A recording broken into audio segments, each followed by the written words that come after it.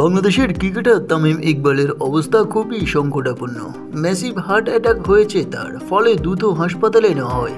সেখানে অবস্থা গুরুতর দেখে নেওয়া হয় আইসিইউতে। অবস্থা সংকটাপন্ন হওয়ার পর লাইফ সাপোর্টে রাখা হয়েছে তামিমকে। তার বিষয়ে ডাক্তাররাও কোনো কিছু আপাতত নিশ্চয়তা দিতে পারছে না, বলছেন শুধু আল্লাহ ভরসা। সাভারের বিকেএসপিতে প্রিমিয়ার লিগের খেলা চলাকালে হঠাৎ গুরুতর অসুস্থ হয়ে পড়েন তামিম ইকবাল। দলীয় ম্যানেজার ও সাবেক ক্রিকেটার সাজ্জাদ আহমেদ শিপনকে তামিম বলেন, আমার খুব খারাপ লাগছে, হঠাৎ বুকে ব্যথা করছে। তার পরপরই শিপন সহ সতীর্থ ক্রিকেটাররা এবং কর্মকর্তারা তামিমের অবস্থা দেখে ধারণা করছেন হয়তো হার্ট অ্যাটাক হয়েছে। কাল বিলম্ব না করে দ্রুত হেলিকপ্টার ডেকে আনা হয় এবার কেয়ার হাসপাতালে নেওয়ার জন্য, কিন্তু চেষ্টা করেও হেলিকপ্টারে তোলা হয়নি, কারণ হেলিকপ্টারের তোলার সময় আবারও লুটিয়ে পড়েন তিনি। তবে অবস্থা বেগতি দেখে দ্রুত স্থানীয় কেফেজে হাসপাতালে নেওয়া হয় তামিমকে।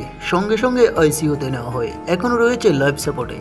তার সঙ্গে এখন হাসপাতালে রয়েছেন বড় ভাই নাফিস ইকবাল এবং মোহামেডান কর্মকর্তা সাজ্জাদ আহমেদ শিপন ও তারিফুল ইসলাম টিটু জানান, দুটি হার্ট অ্যাটাক হয়েছে তামিমের, যার মধ্যে একটি ম্যাসিভ। নিউজ বাংলা 29।